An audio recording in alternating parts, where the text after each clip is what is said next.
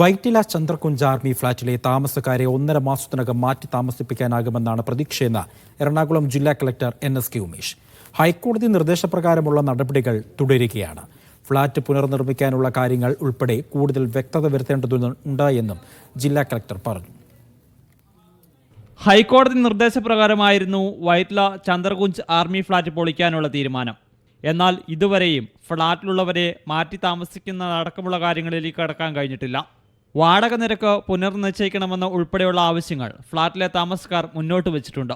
ഇക്കാര്യങ്ങളിലടക്കം വൈകാതെ തീരുമാനമെടുക്കുമെന്ന് ജില്ലാ കളക്ടർ NSK ഉമേഷ് പറഞ്ഞു. ഈ 30 ഡേയ്സ്ക്കുള്ളിൽ നമുക്ക് എല്ലാ ക്ലാരിറ്റി വരുത്താൻ പറ്റും. കുഴപ്പമില്ല. ഓരോ കാര്യത്തിനും ചിലപ്പോൾ ചില കാര്യത്തിന് ജിയോ വേണ്ടി വരും. അതെല്ലാം നമുക്ക് ചെയ്യാവുന്ന ഒരു ടാസ്കിലാണ് നമ്മൾ പോയിക്കൊണ്ടിരിക്കുന്നത്. ഈ ടൈം ലൈൻ നമുക്ക് പാലിക്കാൻ പറ്റും.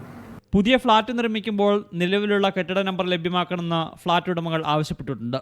ജില്ലാ ഭരണകൂടവും സർക്കാരും ഫ്ളാറ്റ് ഉടമകളുടെ ആവശ്യങ്ങൾ പരിശോധിച്ചു വരികയാണെന്ന് കളക്ടർ പറഞ്ഞു. വിമുക്ത ഭടന്മാർക്കും അവരുടെ ആശ്രിതർക്കും വേണ്ടി നിർമ്മിച്ച ഫ്ളാറ്റ് ബലക്ഷയത്തെ തുടർന്നാണ് പൊളിക്കാൻ ഉത്തരവിട്ടത്. BC ടവറുകൾ പൊളിക്കാനായിരുന്നു നിർദ്ദേശം. എറണാകുളം ജില്ലാ കളക്ടർ ഉൾപ്പെടുന്ന സമിതിക്കാണ് ഇതിന്റെ ചുമതല. മീഡിയ 1 കൊച്ചി.